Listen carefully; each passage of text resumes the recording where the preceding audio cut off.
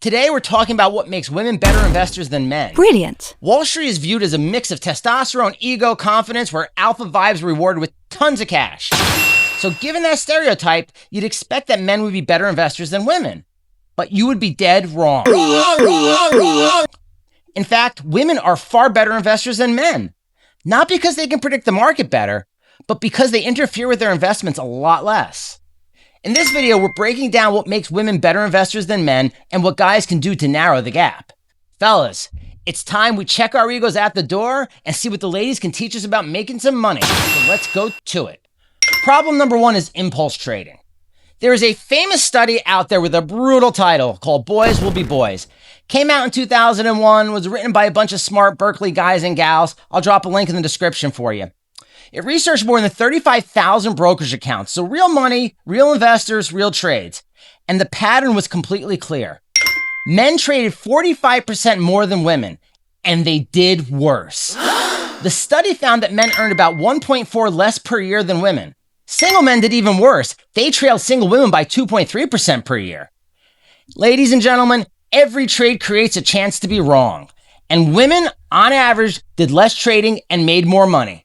So guys, the lesson is to always pause before pressing that buy button. Speaking of buy buttons, this channel teaches financial literacy totally for free.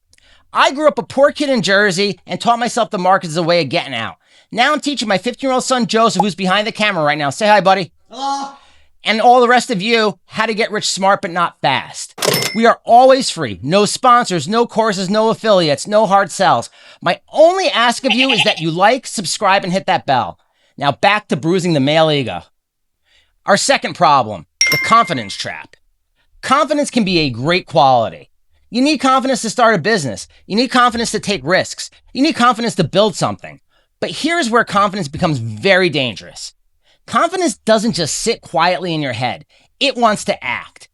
Because once you're confident that you know what's going to happen next, doing nothing starts to feel irresponsible. So if you think a stock is about to run, you feel like you have to buy. Your mind says it would be irresponsible not to. And that's how confidence turns into trading. And that's how trading turns into damage. Because every trade feels like a decision, but it also is a new chance to be wrong. The more you screw around with the stock, the more chances you're going to have to screw it up royally. Our third problem, egos. Guys, let's be honest with ourselves. We are egotistical as hell. And the markets know that and mess with our egos. We buy a stock just before it rips up, and now we start thinking that we got the system down cold. Here comes the ego.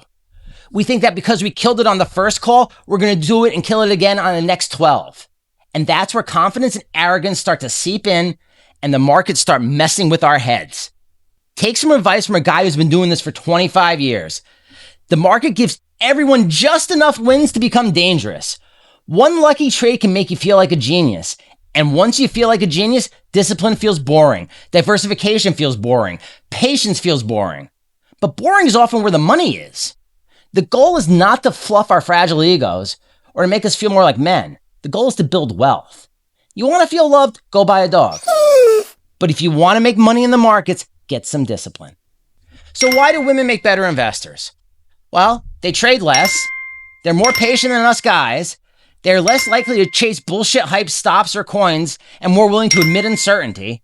And those traits are very profitable. Because investing is like planting a tree.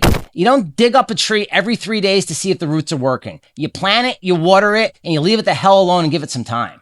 Men always want to be doing something, and that can be dangerous in the world of investing. Remember this, sometimes the best trade is the trade that you don't make. So what can men learn from women investors? First, trade less.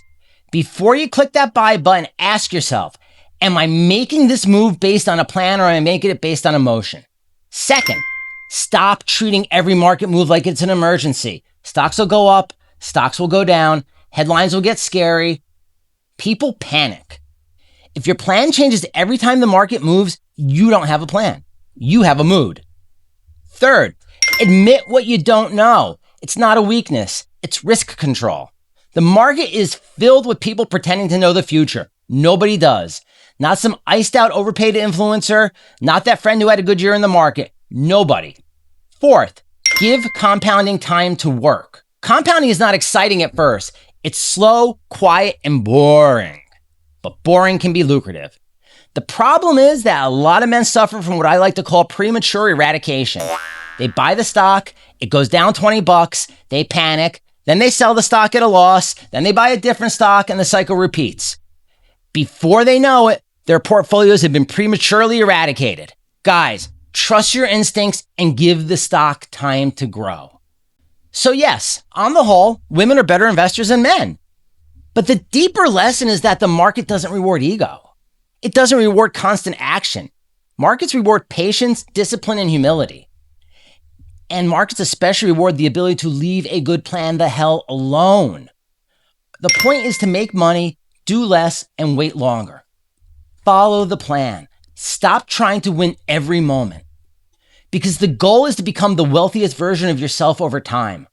And sometimes the best way to do that is to invest a little more like a woman. My name is Rob, and my wife has approved this message. Like and subscribe, and we will see you next time on The Hostile Takeover.